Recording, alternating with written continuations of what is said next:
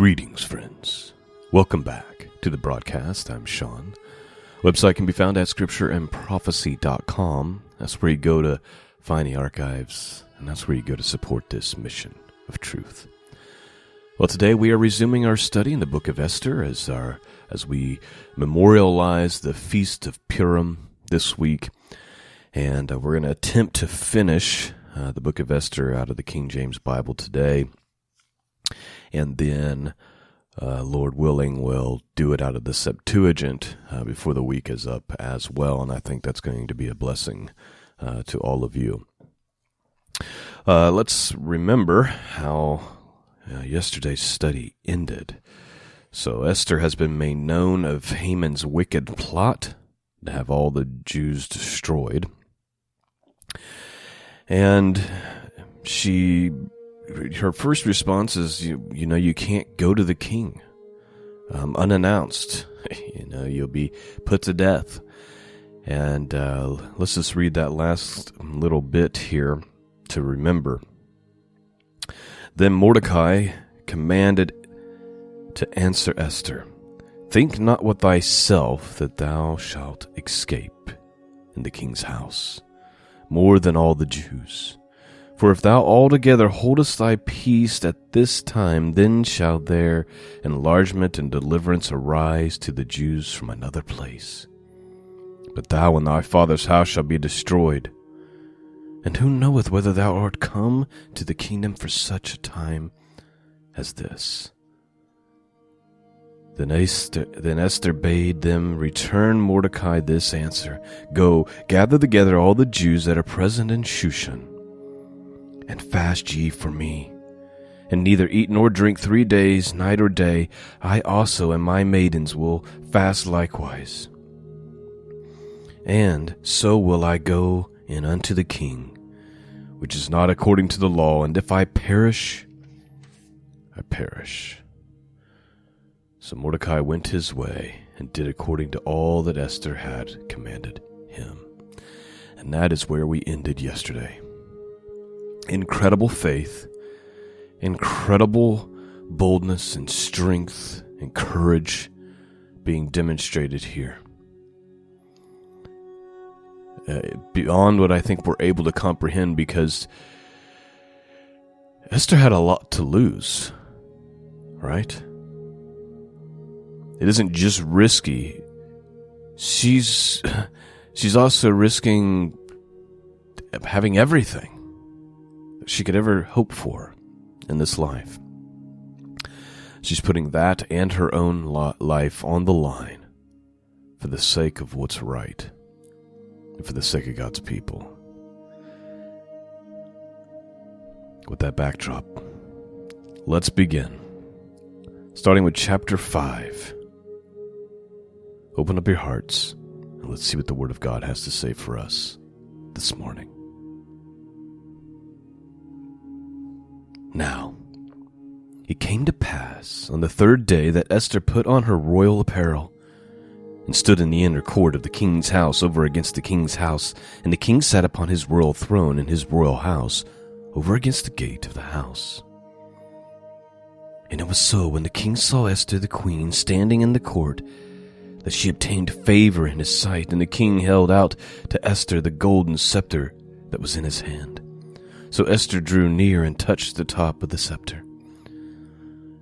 Then said the king unto her, "What wilt thou, Queen Esther? And what is thy request? It shall be given thee to half the kingdom." And Esther answered, "If it seem good unto the king, let the king and Haman come this day unto the banquet that I have prepared for him." Then the king said, "Cause Haman to make haste, that he may do as Esther hath said." So the king and Haman came to the banquet that Esther had prepared.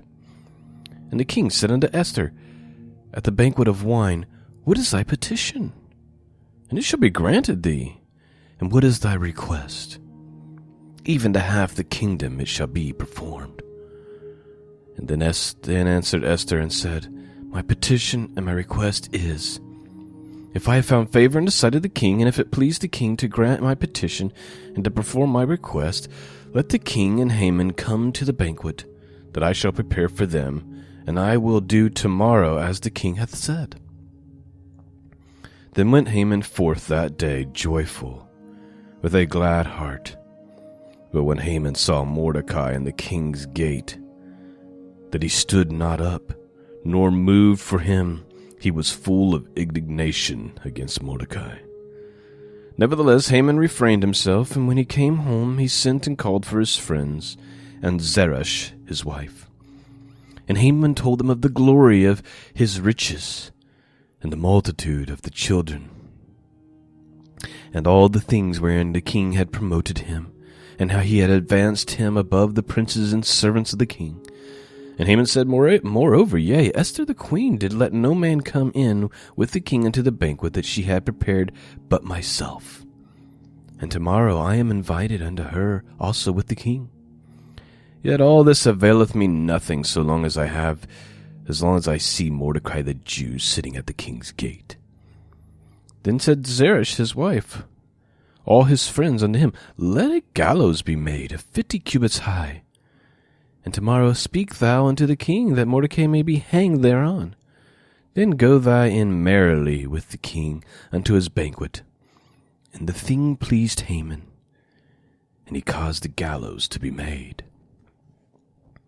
So please note, for whatever reason, Esther was led, I believe, by God to hold off one more day. So she obtains favor. She has the banquet, but she doesn't tell him the issue. She instead puts it off another day and says, Can we do this again tomorrow? Now Haman, being the only man that was invited other than the king, thinks that he's just in high standing. He's on top of the world. He's been promoted. He's got all the wealth. He's got all the power. He's in the king's favor. He thinks he's in the queen's favor. But he hates that Mordecai, a Jew that refuses to bow down to him and act like he's Lord. So his friends convince him it's time to build a gallows to have Haman hanged. Chapter 6. On that night could not the king sleep, and he commanded to bring the books of records of the chronicles, and they were read before the king. And it was found written that Mordecai had told of Bigthana and Teresh, 2 of the king's chamberlains, the keepers of the door, who sought to lay a hand on King Ahasuerus. The king said, What honor and dignity hath been done to Mordecai for this? Then said the king's servant that ministered unto him, There is nothing done for him. So please note, it's very possible that when Mordecai thwarted that plan that those 2 people had to kill the king, that the king didn't even know. It's very likely that it was just handled by the guard, and there was probably no need to disturb the king about it or to give him all the information. So he probably, but up to this point, he probably had no idea that Mordecai had been the one who sounded the alarm. But now he can't sleep. Again, think of this from the perspective that although God is not mentioned by name in the book of Esther, obviously his providence is. Esther gets favor with the king, Esther puts it off a night, telling the king what the issue is, which gives Haman more time to prepare his own ditch that he's going to find himself in. Then the king can't sleep for whatever mysterious reason. And then the book is read, the book of the kings, where the records are. And it's told him how Mordecai saved his life. And so now he's asking, what has been done for this man who has saved the life of the king? Verse 4, And the king said, Who is in the court? Now Haman was come unto the outward court of the king's house, so speak unto the king to hang Mordecai on the gallows that he had prepared for him. So while this is being read to the king about how Mordecai had saved the king's life, Haman's in the court, giddy, can't wait to tell the king how he's got a gallows he wants to hang Mordecai on. This is a beautiful, beautiful picture here. And the king's servants said unto him, Behold, Haman standeth in the court. And the king said, Let him come in. So Haman came in, and the king said unto him, What shall be done unto the man whom the king delighteth to honor? Now Haman thought in his heart To whom would the king delight to honor more than myself? Haman, please note, Haman's pride is off the charts. Off the charts. Verse 7, And Haman answered the king, For the man whom the king delighteth to honor, let the royal apparel be brought, which the king uses to wear, and the horse that the king rideth upon, and the crown royal which is set upon his head. And let this apparel and horse be delivered to the hand of one of the king's most noble princes, that they may array the man with all whom the king delighteth to honor, and bring him on horseback through the street of the city, and proclaim before him, Thus shall it be done to the man whom the king delighteth to honor. Then the king said to Haman, Make haste, take the apparel and the horse that thou hast said, and do even so to Mordecai the Jew that sitteth at the king's gate. Let nothing fail of all that thou hast spoken. So please note, something else that we should recognize here. Obviously, when the king signed the decree that all the Jews could be destroyed, he didn't understand that it was all the Jews. Because right now he's like, hey, go put Mordecai the Jew on a horse and the king's apparel and parade him around the city to honor him. The king was clearly deceived in this decision.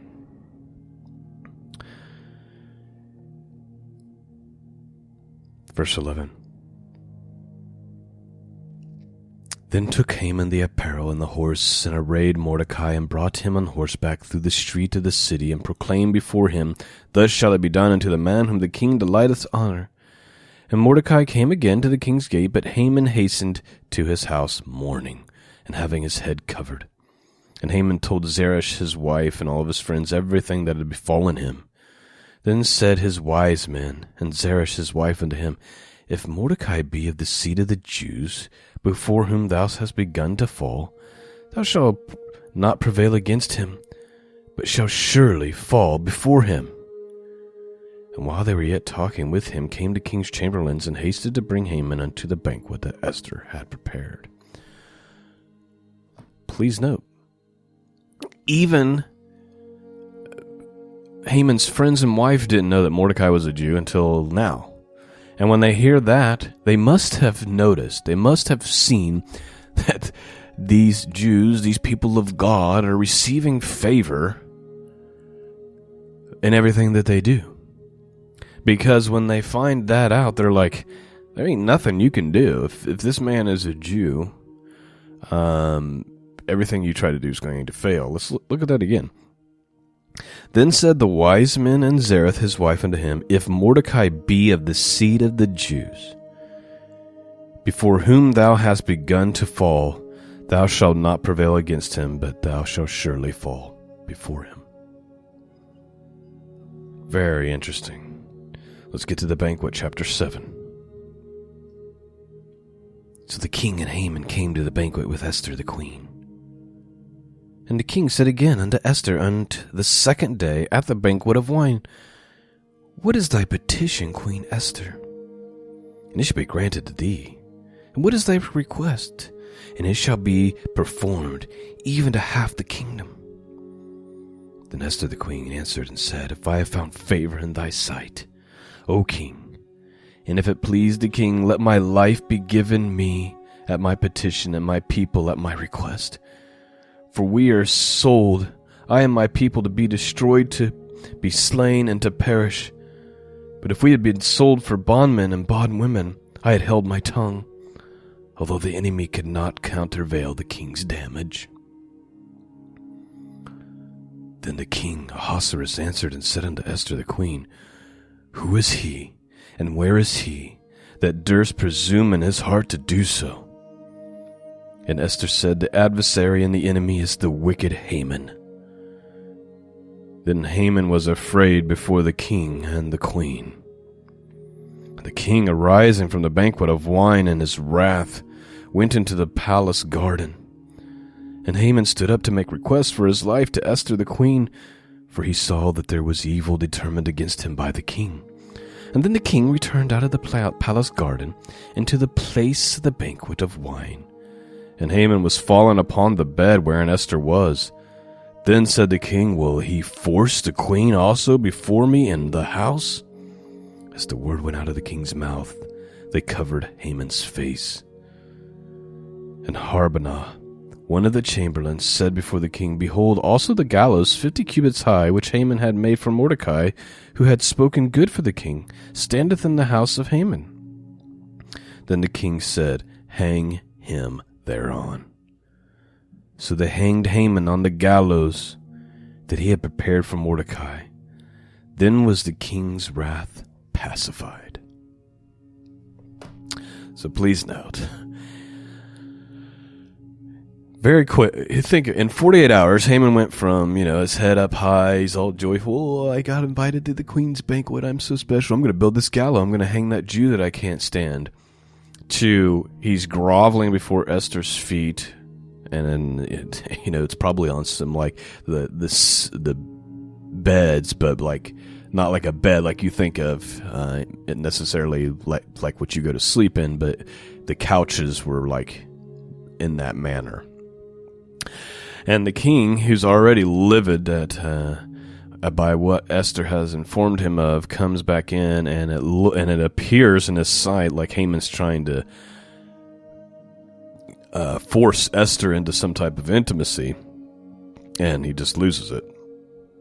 And Haman ends up hanging on the very gallows that he had prepared for Mordecai.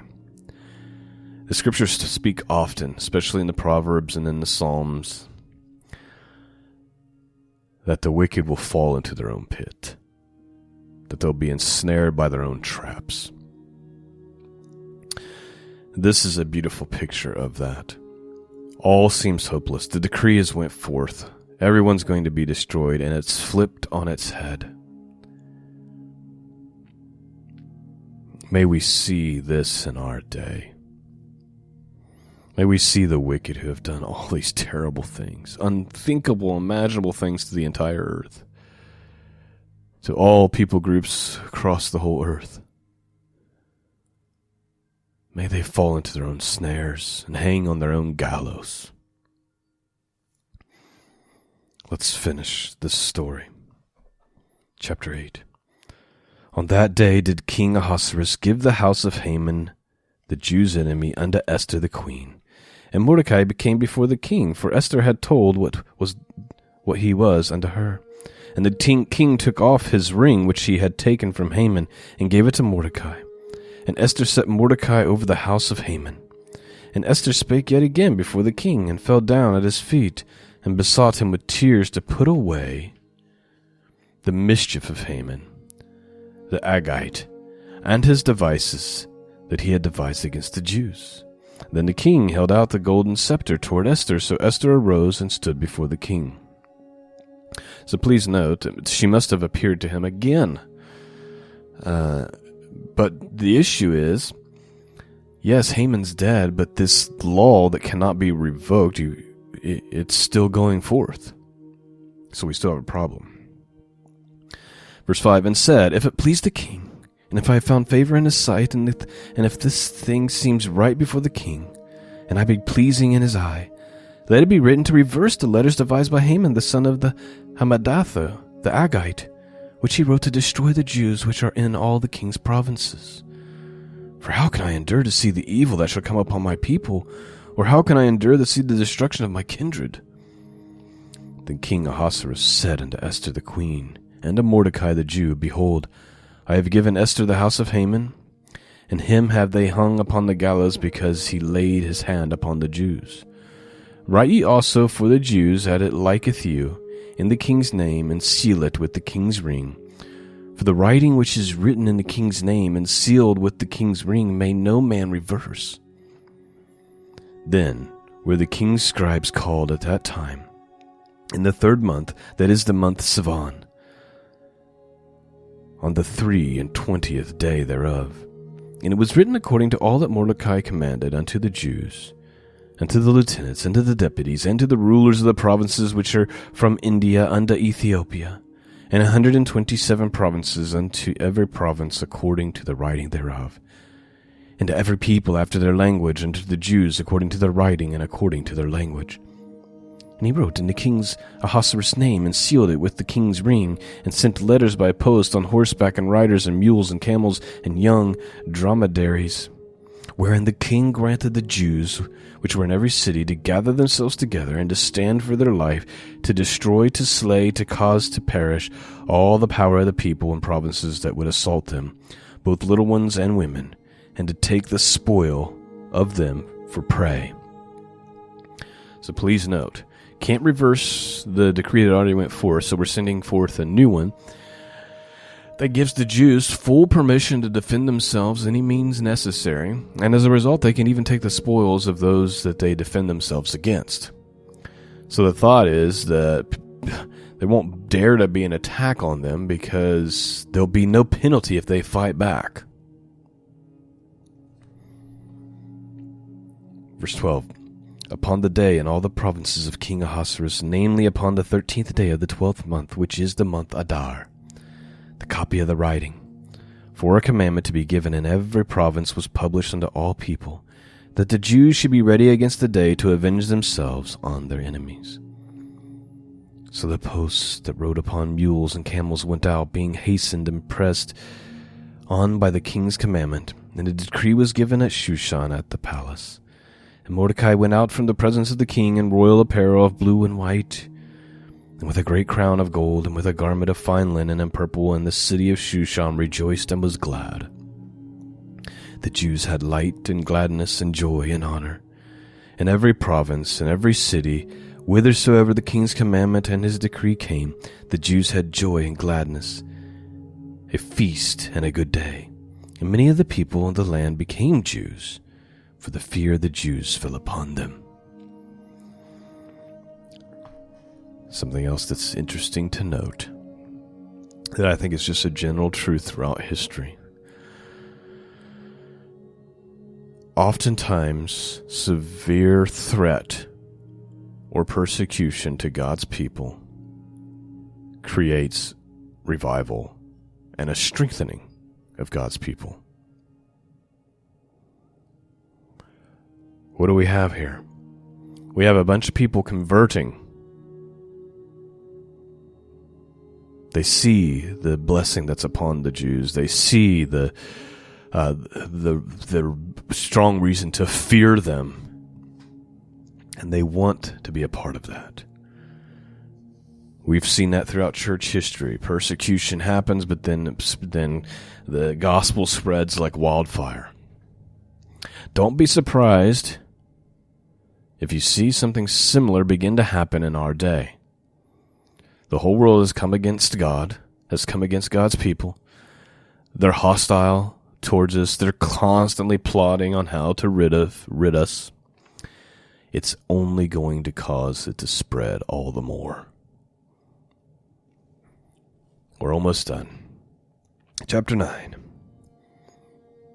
Now, in the 20th month, that is the month of Adar, and the 13th day of the same, when the king's commandment and his decrees drew near to be put in execution, in the day that the enemies of the Jews hoped to have power over them, though it was turned to the contrary, that the Jews had rule over them that hated them, the Jews gathered themselves together in their city throughout all the province of the king Ahasuerus, to lay hand on such as sought their hurt, and no man could withstand them, for the fear of them fell upon all people. And all the rulers and provinces and lieutenants and deputies and officers and kings helped the Jews, because the fear of Mordecai fell upon them.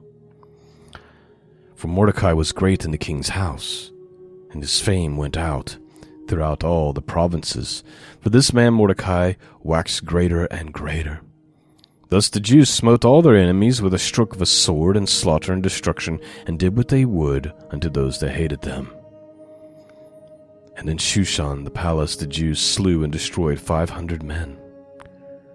And in Parshadatha, and Dolphin, and Astha, and Porhatha, and Adelia, and Ardatha, and Parmashah, and Arsia, and Ardia, and Vanjezatha, the 10 sons of Haman, the sons of Madatha, the enemy of the Jews, slew they.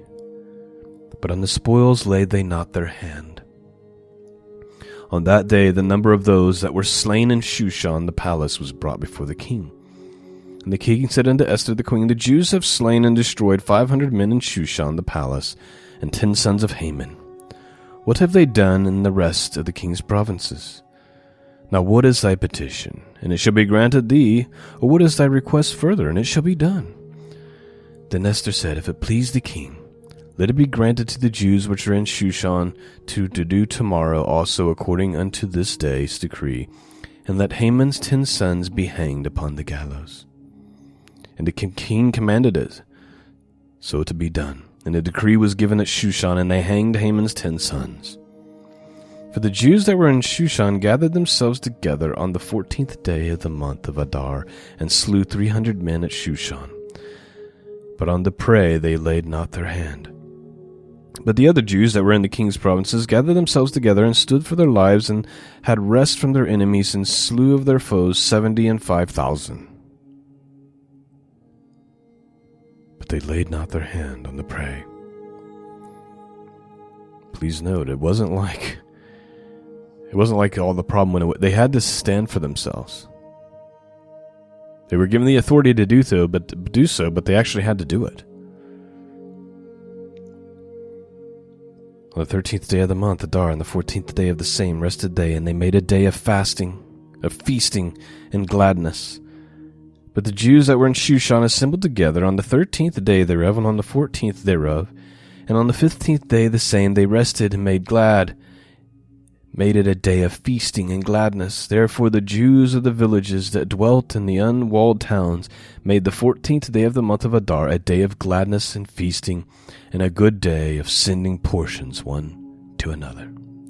And Mordecai wrote these things, and sent letters unto all the Jews that were in the provinces of the king Ahasuerus, both nigh and far, to establish this among them, that they should keep the 14th day of the month, Adar, and the 15th day of the same, yearly, as the days wherein the Jews rested from their enemies, and the month which was turned unto them from sorrow to joy, and from mourning into a good day, and they should make them days of feasting and joy, and sending portions to one another, and gifts to the poor. So please note, this is where the Feast of Purim comes from. It became a yearly tradition when Purim was instituted by Mordecai, to celebrate this victory with feasting and being glad and sending portions of food to one another. Verse 23, And the Jews undertook to do so as they had begun, and as Mordecai had written unto them, because Haman the son of Hammedatha the Agite, the enemy of the Jews, had devised against the Jews to destroy them, and had cast pur, that is, the lot to consume them, to destroy them. Again, that's where the word pur or Purim comes from. It's because Haman cast lots to kind of determine when he's going to have the Jews destroyed. But when Esther came before the king, he commanded by letters that this wicked device which he devised against the Jews should return upon his own head, and that his son should be hanged on the gallows. Wherefore they called these days Purim, after the name of Pur. Therefore all the words of this letter, and of that which they have seen concerning this matter, and which had come unto them, the Jews ordained, and took upon them, and upon their seed, and upon all such as joined themselves unto them, so as it should not fail, that they would keep those 2 days according to their writing, and according to their appointed time every year.